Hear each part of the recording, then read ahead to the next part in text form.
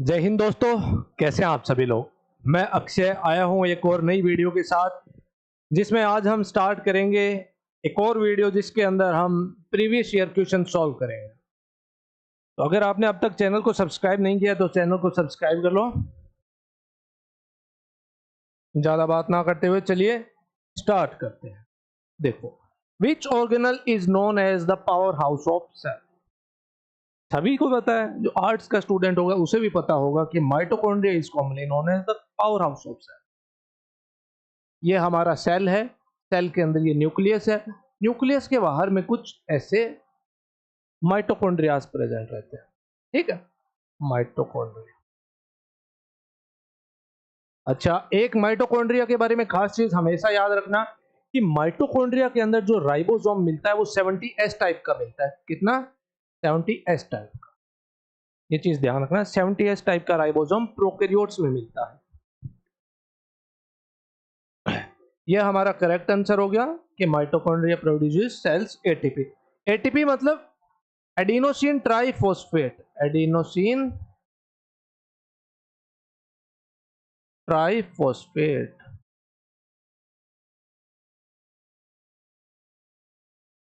बढ़ते हैं अगले क्वेश्चन की तरफ। Which type of cell division produces two genetically identical daughter sales.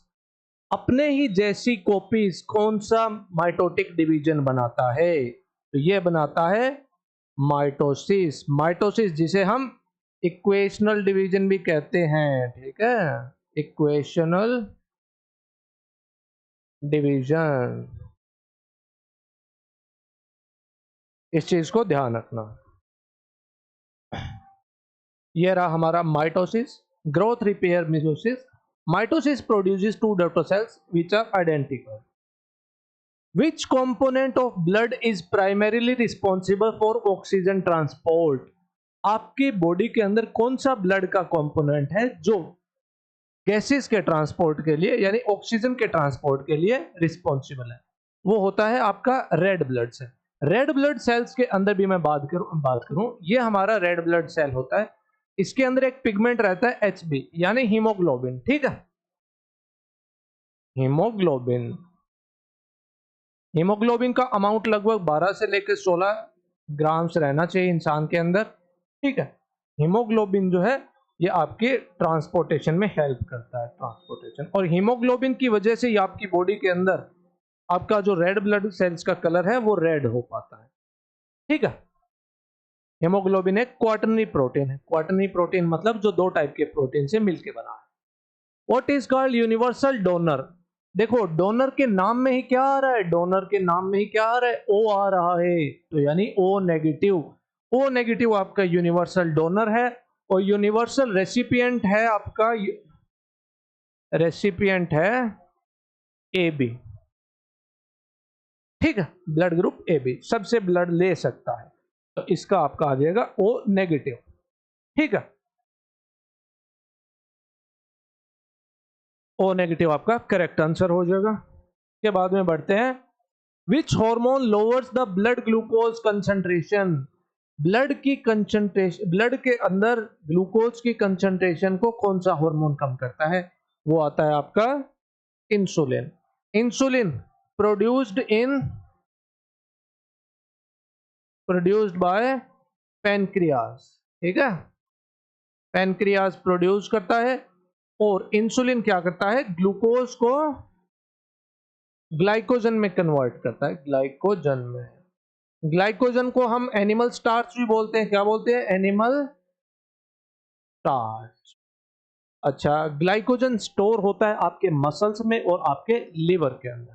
ठीक है, बढ़ते हैं नेक्स्ट क्वेश्चन की तरफ। The functional unit of kidney.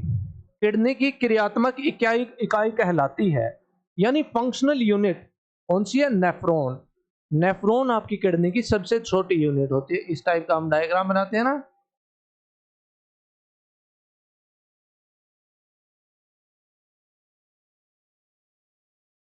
ये हो गया आपका इस टाइप का। तो ये जो डायग्राम बनाया ये मैंने बनाया नेफ्रॉन का। किसका?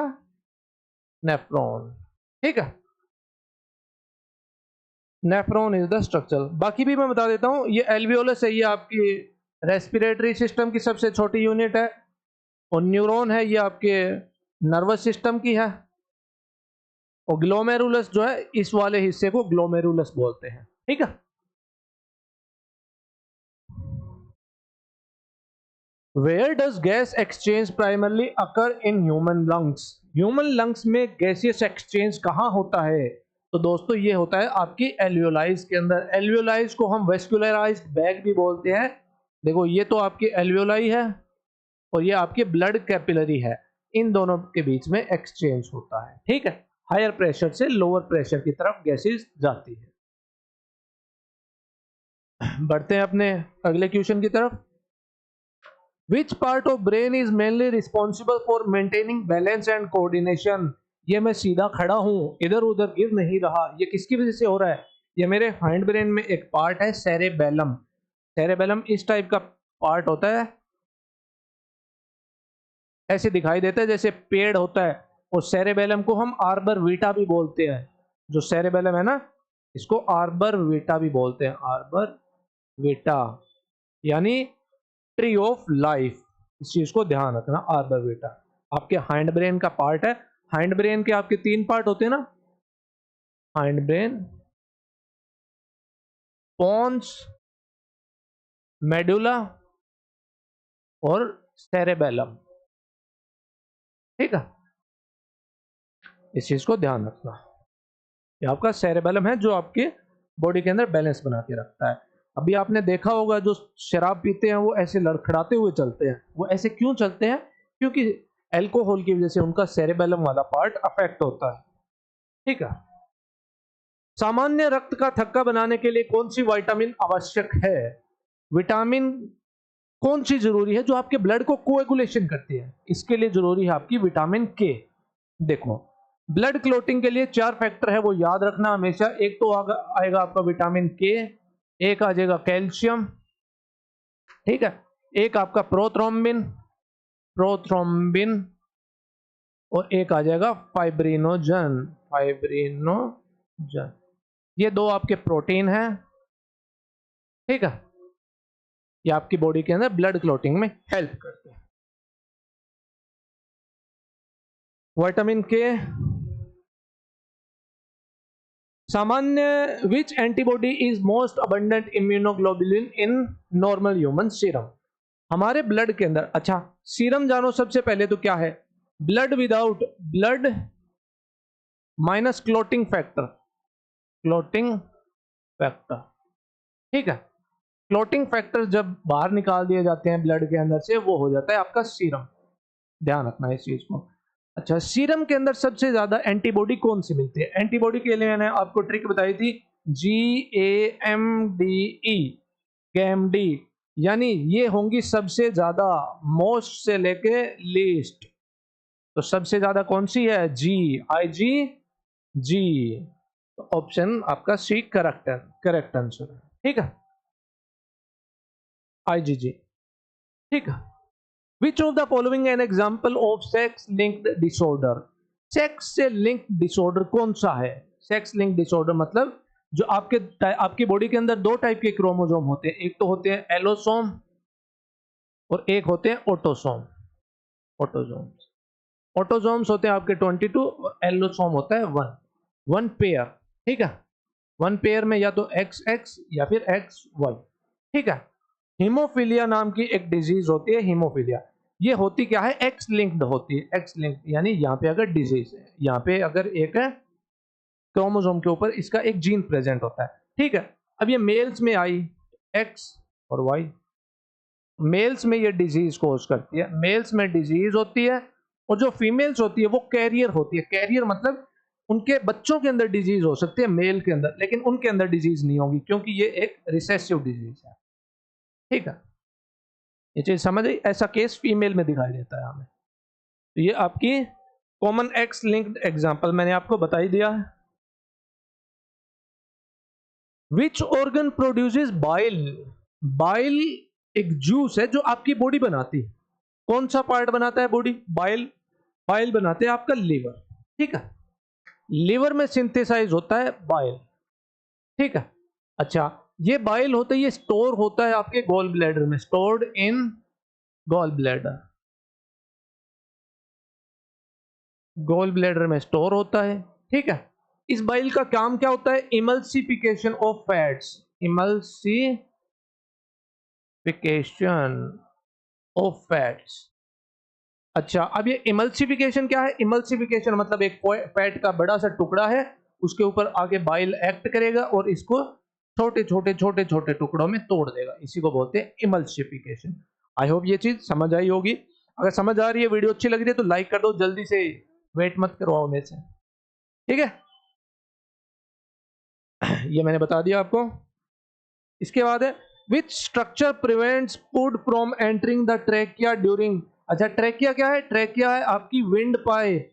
ठीक है, विंड पाइप यानी जहां से आप सांस ले रहे हो। ठीक है। तो एपिग्लोटिस नाम की एक स्ट्रक्चर होती है, जैसे ये आपकी ट्रेकिया है और ये है आपकी फूड पाइप। ठीक है, यानी इसोफेगस, इसोफेगस। तो इसके ऊपर एक ढक्कन कार्टिलेजिनस फ्लैप प्रेजेंट रहता है। ठीक है, जैसे ही आप खाना निगलने वाले होते हो वो इसको बंद कर लेता है, ऐसे ये ढक्कन है, इसको बंद कर लेगा। तो जो खाना, ये होल बंद हो गया, तो खाना इसमें चला जाएगा। इसी वजह से जो खाना है वो ट्रैकिया में नहीं जा पाता, यानी एपिग्लोटिस की वजह। ठीक है, एक कार्टिलेजिनस फ्लैप है। इसके बाद में which hormone is primarily responsible for flight और फाइट। करो या लड़ो या मरो, ऐसा हार्मोन है आपका एड्रीनलिन। एड्रीनलिन हार्मोन को सीक्रेट करते हैं adrenal gland, adrenal gland. Adrenal gland आपकी किडनी के ऊपर प्रेजेंट रहते हैं, इस टाइप के ग्लैंड होते हैं।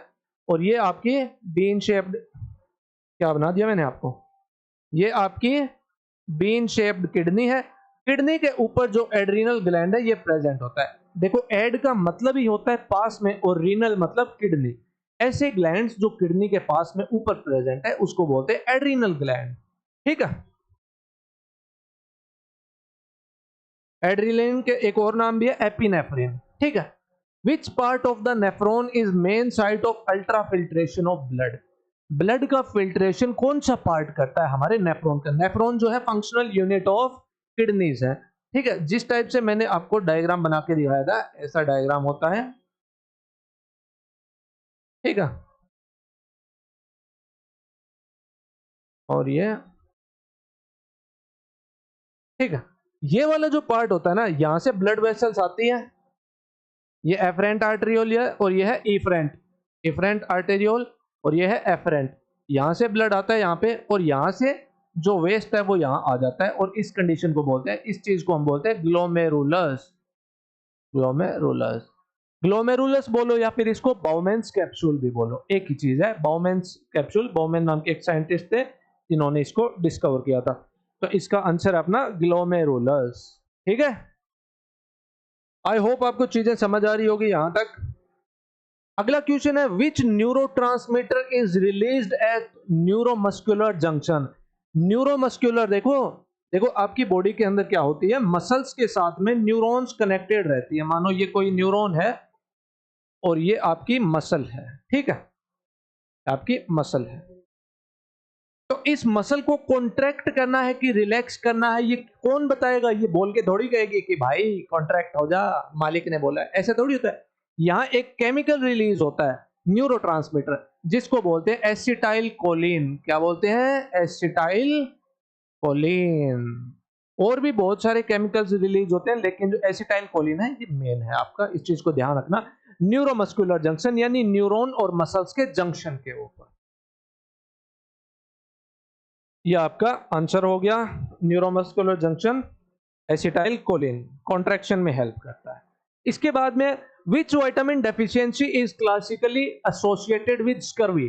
स्कर्वी मतलब आपके गम्स कैसे हो जाएंगे, गम्स स्वेल, मसूड़े सूज जाएंगे और उनमें से ब्लीडिंग होना स्टार्ट हो जाएगी। क्या हो जाएगी? ब्लीडिंग। और आपके दांत जो है वो गिरने की हालत में आ जाएंगे। तो ये होता है विटामिन सी की वजह से। विटामिन सी को हम बोलते हैं एस्कॉर्बिक एसिड। क्या बोलते हैं? Ascorbic acid. लास्ट में अपना स्कोर जरूर कमेंट करके बताना कि आपका क्या स्कोर रहा है, ठीक है। What is the normal site of fertilization in the female reproductive tract? जब मेल का स्पर्म फीमेल के ओवम के साथ में फ्यूज करता है तो वो कौन सी जगह के ऊपर करता है? देखो मेरे भाई, अभी बना के दिखाता हूं। ये होती है हमारी ओवरी, ठीक है। ओवरी के बाहर में ये जो पार्ट है ना, ये हमारी फेलोपियन ट्यूब का, ठीक है। फेलोपियन ट्यूब एक लंबी सी ट्यूब होती है जिसका लगभग 10 से 12 तक उसकी सेंटीमीटर तक लेंथ होती है। तो इस पार्ट को बोलते हैं इनफंडिबुलम। क्या बोलते हैं? इनफंडिबुलम। इस पार्ट को बोलते हैं एम्प्यूला। क्या है? एम्प्यूला। एम्प्यूला का मतलब ही होता है स्वेलन अप, यानी सूजी हुई स्ट्रक्चर। और इसको बोलते हैं इस्थमस। क्या बोलते हैं? इस्थमस, ठीक है। और इसके बाद में आपकी यूट्रस आ जाती है ऐसे, ठीक है। यूट्रस के अंदर क्या होगा? बच्चा पलेगा। बच्चे का फर्दर डेवलपमेंट यूट्रस के अंदर ही होगा। तो अब आप खुद बताओ, देखो यहां से स्पर्म आता है, भगते भगते भगते भगते आता है, और एम्प्यूला में इसका ओवम वेट कर रही होती है। ओवम जब इसके साथ में फ्यूज करती है स्पर्म के साथ में, तो ये बनाती है zygote. Zygote single cell structure होता है, और इसका ऑप्शन हो जाएगा हमारा एम्प्यूला ऑफ फेलोपियन ट्यूब। समझ आई ये चीज? ठीक है। अब है प्लेसेंटा के माध्यम से मां से भ्रूण तक पहुंचने वाली एंटीबॉडी किस प्रकार की प्रतिरक्षा प्रदान करती है? देखो, जब एक बच्चा अपनी मां के पेट में होता है, यानी उसके यूट्रस में होता है, तब उसकी बॉडी के अंदर बचपन से ही एंटीबॉडीज आती है, ठीक है। वो होती है आईजीजी। आईजीजी ही ऐसी एंटीबॉडीज है दैट कैन क्रॉस प्लेसेंटा। ये प्लेसेंटा को क्रॉस कर जाते हैं, इतना इनका छोटा साइज होता है आईजीजी का, ठीक है। और ये प्रोवाइड करते हैं हमारी बॉडी में पैसिव नेचुरल इम्यूनिटी। पैसिव मतलब जो हम दूसरों से लेते हैं इम्यूनिटी, ठीक है, उसको पैसिव बोलते हैं। और नेचुरल, ये तो नेचुरल प्रोसेस के थ्रू मिल रही है ना, हमारी बॉडी खुद थोड़ी बना रही है, इसलिए इसको पैसिव नेचुरल इम्यूनिटी बना देती है। मां की आईजीजी एंटीबॉडी प्लेसेंटा को पार करके नवजात को अस्थायी सुरक्षा प्रदान करती है। यह निष्क्रिय प्रतिरक्षा है, क्योंकि शिशु स्वयं एंटीबॉडी नहीं बना सकता, बल्कि तैयार एंटीबॉडी प्राप्त करता है, ठीक है। Which part of ECG represents ventricular depolarization? Ventricular depolarization हमारा, देखो इस टाइप का हमने पढ़ा है ना, जब भी हम हार्ट बीट बनाते हैं तो इस टाइप की बनाते हैं ना, कि इस टाइप की वेव्स आती है, तो इसको बोलते हैं PQRS वेव, ठीक है। तो ये जो QRS वाला होता है, ये होता है वेंट्रिकुलर डिपोलराइजेशन। वेंट्रिकुलर मतलब वेंट्रिकल्स जो है हमारे हार्ट के, वो डिपोलराइज हो रहे हैं, ठीक है। तो ये आता है QRS कॉम्प्लेक्स, ठीक है, QRS कॉम्प्लेक्स। इसके बाद में है which enzyme begins protein digestion in the stomach? Protein का डाइजेशन कौन सा एंजाइम करता है हमारे पेट के अंदर? पेट के अंदर होता है पेप्सिनोजन। पेप्सिनोजन डाइजेस्ट करता है हमारे पेट के अंदर प्रोटीन को, ठीक है, इन स्टमक। याद रखना इस चीज को। Pepsin is the major proteolytic enzyme active in stomach. इसी के साथ आज के हमारे 20 क्वेश्चंस कंप्लीट होते हैं। अगर आपको वीडियो अच्छी लगी तो चैनल को सब्सक्राइब कर देना और लाइक भी कर देना वीडियो को, और कमेंट में अपना स्कोर जरूर कमेंट करना कि कितने आपके क्वेश्चन सही हुए हैं और कौन से सब्जेक्ट के अंदर, कौन से टॉपिक के अंदर आपको इश्यू आ रहा है। अगर आप कहोगे तो मैं उस टॉपिक से रिलेटेड एक डिटेल्ड वीडियो आपके लिए बना दूंगा। Thank you for watching.